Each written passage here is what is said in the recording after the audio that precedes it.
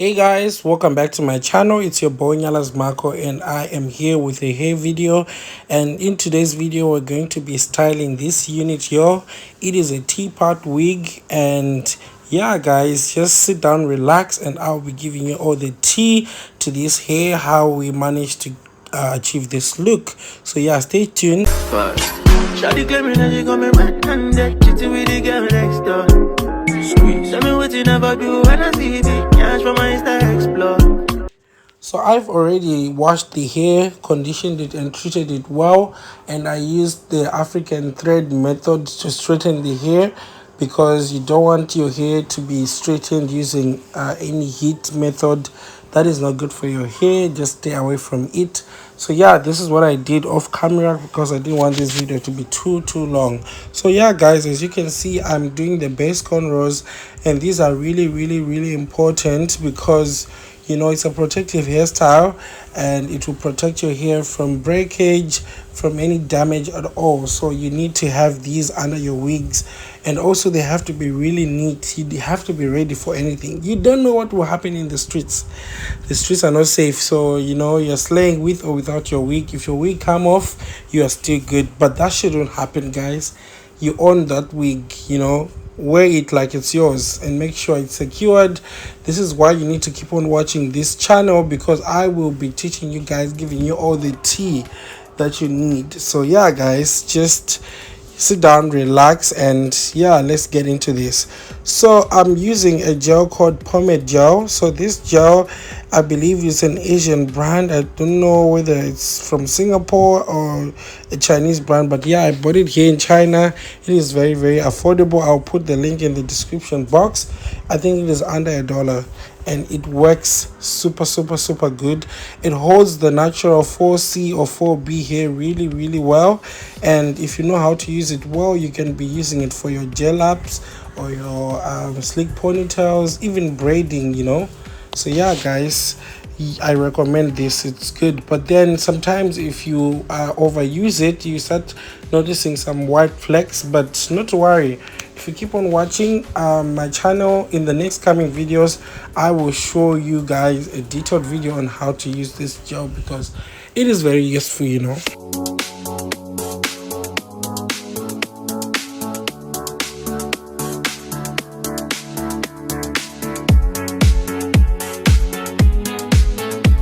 So if you guys want a tutorial on how to do cornrows, just let me know in the comment section down below.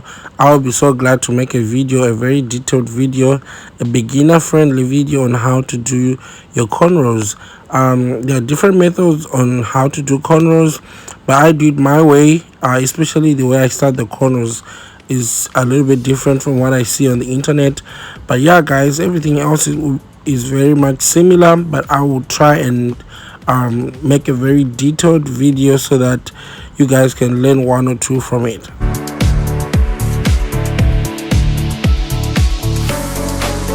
So yeah guys, we're almost done with the base cornrows, and they are looking really nice. And from here we'll continue with the wig installation process, but as for now, just get into that guys. Look at that.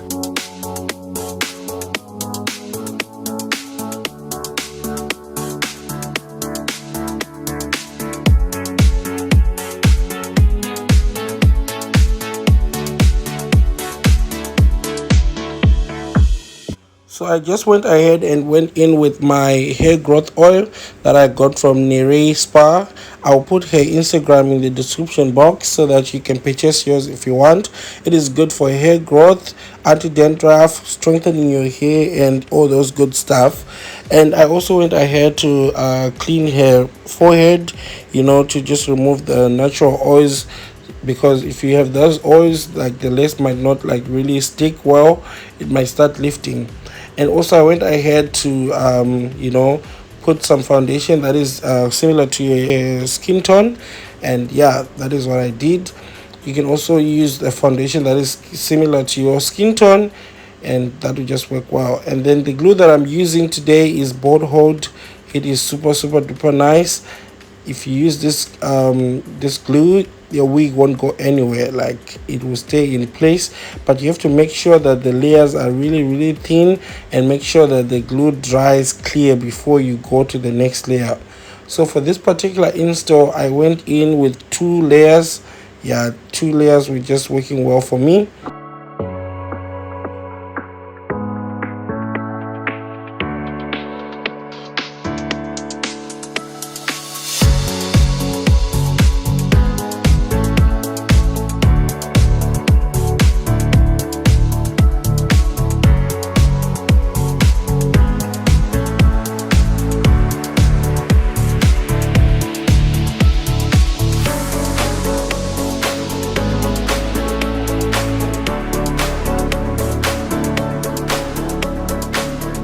So I also went in to customize the wig, just putting the foundation also on the actual lace wig, so that everything does just matches completely well.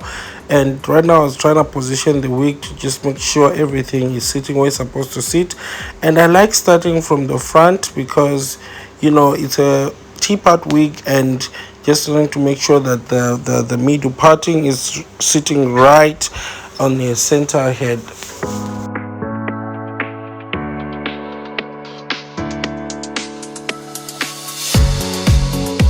So right now I was just using my retro comb to just press the hair down, so that everything just sticks well, you know, on the scalp. And also I didn't customize this wig, guys, because it's a T-part wig. It has a thin section of lace in front, and if you go ahead to pluck the hairline, you might start seeing the grid lines of the actual bundles inside, which we don't want. So I don't advise to customize your T-part wig by plucking. You can do that, but maybe just a little bit. And also when you're cutting the lace, just make sure you are cutting in a zigzag manner, because nobody has a straight hairline. So just make sure you just cut in a zigzag manner. And also, guys, don't be afraid to ask your clients for help. Just make sure you also ask them to, you know, hold some parts, so that everything just, you know, works very smooth. And also you notice that after you install your wigs, there are some parts that won't you know, stick. Probably the glue didn't reach those areas. Don't be afraid, guys. Just go in with your glue again in those parts, and that will just work perfectly fine. It is actually better to have a lace part with no glue than having glue that is in front of the lace, because that will just be messy. So yeah, but I hate it though. I hate it. I always want to make sure that my lace is sitting right where the glue begins and everything. But yeah, if that happens, just go in with your glue again. So yeah, guys, this is what we did, and just make sure you follow these steps.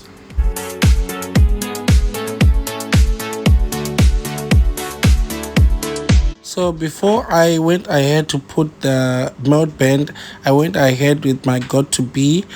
So for this part, if you have any holding spray, that will also just work perfectly fine. I didn't have any holding spray, so I just went in with my got to be.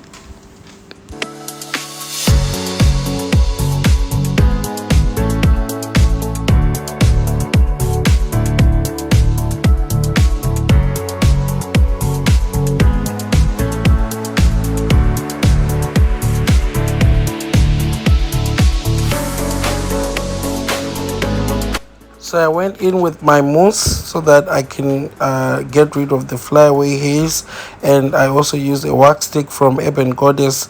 I also used a mouth pen from Ebon Goddess.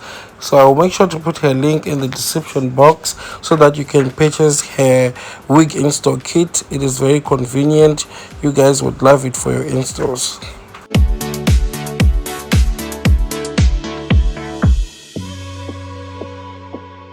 So I just went ahead to use the same brush that I used to customize the lace. I didn't put any further foundation, just use that same brush with the residue foundation that's on the brush. That will just work perfectly fine to just blend the lace and make sure it blends well with the skin tone. Look at that, guys. It is giving scalp, okay?